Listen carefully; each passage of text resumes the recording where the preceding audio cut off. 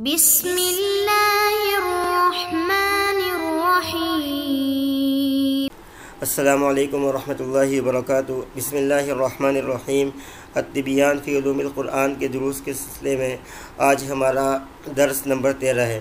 اس 13ویں سبق میں ہم دوسری فصل حکمت نزول القرآن مفرقا میں قرآن کریم کے تھوڑا تھوڑا نازل ہونے کی حکمت کے دوسرے حصے کی طرف بڑھتے ہیں۔ اس میں ہم قرآن کریم کے تھوڑا نازل ہونے کی حکمت تدریج الاحکام کے بارے میں جانیں گے۔ عزیز طلبہ، قرآن کریم نے احکام فقہیہ کے بیان کرنے میں اور اس کو اسلامی شریعت کا حصہ بنانے میں جن اصولوں کا لحاظ کیا ہے، جن اصولوں کی رعایت کی ہے، وہ مختلف اصول ہو سکتے ہیں، لیکن ان میں جو زیادہ جامع، زیادہ واضح اصول فقہاء کرام نے اپنی کتابوں میں ذکر کیے ہیں، ان میں یہ 3 قرآنی اصول ہیں۔ سب سے پہلا قاعدہ و قانون عدم حرج ہے، دوسرا تدریج، اور تیسرے نمبر پر بقدر استطاعت تکلیف۔ عدم حرج کا مطلب یہ ہے کہ اللہ تعالیٰ نے جتنے بھی احکام نازل کیے ہیں، یہ سب کے سب مخلوق کی فائدہ رسانی کے لیے ہیں، اس کے لیے ہیں کہ مخلوق کو ان سے آسانی پہنچے۔ یہ اس لیے نہیں ہے کہ اس سے مخلوق کسی حرج اور کسی تکلیف میں مبتلا ہو جائے اور پریشانی میں کا شکار ہو جائے۔ جیسے قرآن کریم کی آیت مبارک ہے، یرید اللہ بکم الیسر ولا یرید بکم العسر۔ اللہ تعالیٰ تمہارے لیے آسانی چاہتے ہیں اور تمہارے لیے تنگی اور حرج نہیں چاہتے۔ دوسرے نمبر پر تدریج ہے۔ تدریج کا مطلب یہ ہے کہ اللہ تعالیٰ نے جتنے بھی احکام نازل فرمائے ان میں ترتیب کا لحاظ رکھا۔ پہلے وہ احکام نازل فرمائے کہ جن سے انسانی طبیعتیں آسانی سے مانوس ہو جائیں اور ان پر عمل کرنا مسلمانوں کے لیے آسان ہو جائے، اور اس کے بعد رفتہ رفتہ ان احکام میں تبدیلی ہوتی گئی اور یکے بعد دیگرے احکام بڑھتے چلے گئے۔ اسی طرح تیسرے نمبر پر بقدر استطاعت تکلیف ہے۔ اس کا مطلب یہ ہے کہ اللہ تعالیٰ نے انسانوں کے لیے جتنے بھی احکام نازل فرمائے ہیں ان میں انسان کو اتنا ہی مکلف بنایا ہے، اتنا ہی انسان کو عمل کرنے کا پابند بنایا ہے جتنا انسان برداشت کر سکتا ہے۔ مثلا اللہ تعالیٰ نے روزہ رکھنے کا حکم دیا اور اس کے ساتھ یہ بھی بیان فرما دیا کہ جو شخص سفر میں ہو یا مریض ہو تو وہ روزہ نہ رکھنا چاہے، اور اس کی طاقت نہ ہو تو وہ روزہ نہ رکھے اور بعد میں اس روزے کی قضا کر لے۔ قرآن کریم نے جتنے بھی احکام نازل فرمائے ہیں ان سب میں تدریج کا لحاظ رکھا ہے۔ آج کے سبق میں ہم مثال کے طور پر حرمت خمر میں تدریج قرآنی کا بیان کرتے ہیں۔ قرآن کریم نے جب شراب کو حرام قرار دیا تو اس میں انسانی فطرت کا لحاظ رکھا۔ عرب والے لوگ چونکہ شراب کے رسیہ تھے، وہ شراب اس طرح پیتے تھے جیسے ہم لوگ میٹھا اور شیریں پانی استعمال کرتے ہیں۔ قرآن کریم نے اس لیے شراب کو ایک ہی مرلے میں حرام قرار نہیں دیا، بلکہ 4 مختلف مراحل میں شراب کی حرمت کو بیان کیا۔ شروع میں شراب سے نفرت دلائی اور آخر میں جا کر اس کو بالکل حرام کر دیا۔ اس سلسلے میں جو سب سے پہلی آیت نازل ہوئی ہے جو شراب سے نفرت دلانے کے مرحلے پر مشتمل ہے، اس میں سورۃ النحل میں اللہ جل شانہ نے شراب کی خباثت کی طرف اشارہ فرمایا اور یوں ارشاد فرمایا، وَمِن ثَمَرَاتِ النَّخِيلِ وَالْأَعْنَابِ تَتَّخِذُونَ مِنْهُ سَكَرًا وَرِزْقًا حَسَنًا۔ اس آیت میں اللہ جل شانہ ارشاد فرما رہے ہیں کہ تم اللہ کی نعمتوں کو استعمال کرتے ہو اور اللہ نے تمہیں کھجوروں اور انگوروں میں سے پھل عطا کیے ہیں، ان سے تم ایک تو اچھا رزق بھی بناتے ہو، یعنی اس سے تم عشیرہ بناتے ہو جو استعمال کرتے ہو، اور اس سے تم نشہ بھی بناتے ہو۔ تو قرآن کریم نے ایک طرف رزقاً حسناً کو بیان کیا اور دوسری طرف سکراً کو بیان کیا۔ اس بات کی طرف لطیف سا اشارہ کر دیا کہ جو نشہ ہے، جو شراب ہے، یہ رزق حسن نہیں ہے۔ اس سے یہ جو لطیف طبائع تھے مسلمانوں کے، بہت سے لوگ اس بات سے آگاہ ہو گئے کہ شراب کوئی اچھی چیز نہیں ہے۔ یوں قرآن کریم نے شراب کی نفرت ان مسلمانوں کے دلوں میں آہستہ آہستہ پیدا کرنا شروع کر دی۔ دوسرے مرحلے میں زیادہ واضح طور پر قرآن کریم نے خمر کے مفاسد کا تذکرہ کیا۔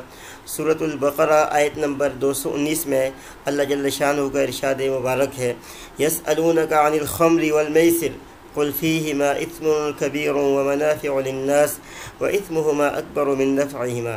یہ لوگ آپ سے شراب اور جوئے کے حکم کے بارے میں دریافت کرتے ہیں، اے نبی آپ ان سے یہ کہہ دیں کہ ان دونوں میں یعنی شراب اور جوئے میں بہت بڑے مفاسد ہیں، بہت بڑا گناہ ہے، اور لوگوں کے لیے کچھ تھوڑے سے فائدے بھی ہیں۔ وَإِثْمُهُمَا أَكْبَرُ مِن نَفْعِهِمَا، لیکن ان دونوں کا جو گناہ ہے وہ ان کے نفع سے بہت زیادہ بڑا ہے۔ اس سے قرآن کریم نے اس بات کی طرف اشارہ کر دیا کہ اگرچہ شراب اور جوا میں تھوڑا بہت فائدہ، ظاہری فائدہ موجود ہے جو لوگوں کو نظر آ رہا ہے، لیکن در حقیقت یہ بہت بڑے مفاسد اور برائیوں پر مشتمل ہیں، اور ان کے مفاسد اور برائیاں اس کے فائدے سے بہت زیادہ ہیں۔ اس سے جو عقل رکھنے والے لوگ ہیں انہوں نے اس بات کو محسوس کر لیا کہ شراب بہت بری چیز ہے، اس کے بہت زیادہ نقصانات ہیں، اور جو اس کا فائدہ ظاہری نظر آتا ہے بہت تھوڑا ہے، لہٰذا ہمیں اس سے بچنا چاہیے۔ اس آیت کے نزول کے ساتھ ہی بہت سے لوگوں نے شراب کو چھوڑ دیا۔ اب ہم آج کے سبق سے متعلق کتاب کے متن کی طرف بڑھتے ہیں۔ کتاب میں مصنف رحمہ اللہ فرماتے ہیں، ثالثاً قرآن کریم کے تدریجی نزول کی تیسری حکمت، وَأَمَّا الْحِكْمَةُ الثَّالِثَةُ، اور بہرحال تیسری حکمت کا جہاں تک تعلق ہے، وَهِيَ التَّدَرُّجُ فِي تَشْرِيعِ الْأَحْكَامِ، اور یہ احکام کے مشروع کرنے میں تدریج کا لحاظ رکھنا ہے۔ فَقَدْ كَانَتْ جَلِيَّةً وَاضِحَةً، یہ بڑی واضح اور صاف شفاف تھی۔ حَيْثُ سَلَكَ الْقُرْآنُ الْكَرِيمُ مَعَ الْبَشَرِيَّةِ وَخَاصَّةً مِنْهُمُ الْعَرَبِ طَرِيقَ الْحِكْمَةِ، جیسا کہ قرآن کریم نے تمام انسانوں کے ساتھ اور خاص طور پر عرب کے ساتھ ایک حکمت کا راستہ اختیار کیا۔ فَفَطَمَهُمْ عَنِ الشِّرْكِ وَأَحْيَا قُلُوبَهُمْ بِنُورِ الْإِيمَانِ، قرآن کریم نے ان کو شرک سے ہٹا دیا اور ان کے دلوں کو ایمان کے نور کے ساتھ زندہ کر دیا۔ وَغَرَسَ فِي نُفُوسِهِمْ حُبَّ اللَّهِ وَرَسُولِهِ، اور ان کے دلوں میں اللہ اور اس کے رسول کی محبت پیوست کر دی۔ وَالْإِيمَانَ بِالْبَعْثِ وَالْجَزَاءِ، اور قیامت کے دن دوبارہ اٹھنے اور بدلے کے دن کی اور جزا و سزا پر ایمان ان کے دلوں میں قرآن کریم نے پیوست کر دیا۔ ثم انتقل بهم بعد هذه المرحلة مرحلة تثبيت دعائم الإيمان إلى العبادات، پھر قرآن کریم اس مرحلے کے بعد یعنی ایمان کے جو بنیادیں ہیں، ایمان کے ستون ہیں، وہ پختہ کرنے کے بعد قرآن کریم عبادات کی طرف منتقل ہوا۔ فبدأهم بالصلاة قبل الہجرہ، ہجرت سے پہلے قرآن کریم نے احکامات میں نماز کے ساتھ ابتدا کی۔ ثم ثنى بالصوم وبالزکاة فی السنة الثانیة من الہجرہ، پھر ہجرت کے دوسرے سال میں قرآن کریم نے روزے اور زکوٰۃ کے ساتھ جو ہے نا وہ دوسرے نمبر پر اس کو بیان کیا۔ ثم ختم بالحج فی السنة السادسة منها، پھر چھٹے سال میں قرآن کریم نے ارکان اسلام کے سلسلے کو ختم کیا۔ وكذلك فعل في العادات المتوارثة، اسی طرح قرآن کریم نے ان عادات میں جو عرب اور انسانوں کے اندر پے در پے نسلاً چلی آ رہی تھیں، ان میں بھی قرآن کریم نے ایسا ہی کیا۔ زجرهم اولا عن الكبائر، پہلے قرآن کریم نے ان کو کبائر سے روکا۔ ثم نہاهم عن الصغائر في شيء من الرفق، پھر قرآن کریم نے ان کو ذرا نرمی سے صغائر سے روکا۔ وتدرج بهم في تحريم ما كان مستأصلا في نفوسهم الخمر والربا والميسر، پھر قرآن کریم نے اس چیز کو جو ان کے دلوں میں جڑ پکڑ چکی تھی، بڑی مضبوطی سے ان کے عادات کا حصہ بن چکی تھی، اس کے حرام کرنے میں قرآن کریم نے تدریج کا لحاظ رکھا، یعنی شراب ہے، جوا ہے، اور اس طرح والربا اور سود ہے۔ الخمر شراب، والربا سود، والمیسر اور جوا، تدرجاً حکیماً، قرآن کریم نے اس میں حکمت کی تدریج کا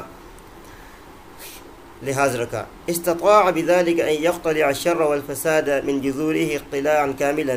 قرآن کریم نے اس کے ساتھ قرآن کریم اس بات پر قرآن کریم کے لیے یہ ممکن ہوا کہ قرآن کریم اس شر اور فساد کو اس کی جڑوں سمیت مکمل طور پر اس کو کاٹ دے۔ وَلْنَأْخُذْ بَعْضَ الْأَمْثِلَةِ عَلَى ذَلِكَ التَّشْرِيعِ الْحَكِيمِ۔ یہاں سے مصنف رحمۃ اللہ علیہ تدریجی احکام کی اس پر حکمت تدریج الاحکام کی بعض مثالوں کی طرف اشارہ فرماتے ہیں، اور فرماتے ہیں کہ وَلْنَأْخُذْ بَعْضَ الْأَمْثِلَةِ عَلَى ذَلِكَ التَّشْرِيعِ الْحَكِيمِ۔ اس پر حکمت تشریع کی بعض مثالوں کی طرف ہم بڑھتے ہیں۔ الذي نجح في انتهاجه القرآن، جن کے اختیار کرنے میں قرآن کریم کامیاب ہوا، فی معالجۃ الامراض الاجتماعیہ، اجتماعی بیماریوں کے علاج میں۔ تحریم الخمر الذي كان داء مستشربا عند العرب، شراب کی حرمت، مثال کے طور پر وہ شراب کے جو عرب کے ہاں ایک بہت بڑی بیماری اور ان کے اندر پیوست بیماری بن چکی تھی۔ کیف استطاع ان یمحوه ویقضی علیہ الاسلام، اسلام اس کو مکمل طور پر ختم کرنے میں اور مٹانے میں کس طرح کامیاب ہوا، اور کس طرح اس قرآن کے لیے اسلام کے لیے ممکن ہوا۔ المرحلۃ الاولی، شراب کی حرمت کا پہلا مرحلہ، لقد انتهج القرآن الکریم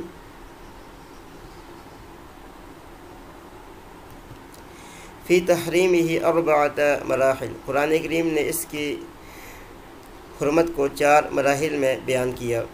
کما هو الشأن فی تحریم الربا، جیسے کہ سود کی حرمت میں بھی قرآن کریم کا یہی طریقہ رہا۔ فلم یحرمہ دفعۃ واحدۃ، قرآن کریم نے اس کو ایک ہی بار حرام قرار نہیں دیا۔ قرآن کریم نے اس کی حرمت کو 4 مراحل میں مکمل کیا۔ کما هو الشأن فی تحریم الربا، جیسا کہ سود کے حرام قرار دینے میں قرآن کا یہ طریقہ رہا۔ فلم یحرمہ دفعۃ واحدۃ، قرآن کریم نے اس کو ایک دفعہ حرام قرار نہیں دیا۔ لأنہم كانوا يتعاطون شرب الخمر، کیونکہ ان کے ہاں شراب نوشی کا معاملہ ایسا ہی تھا۔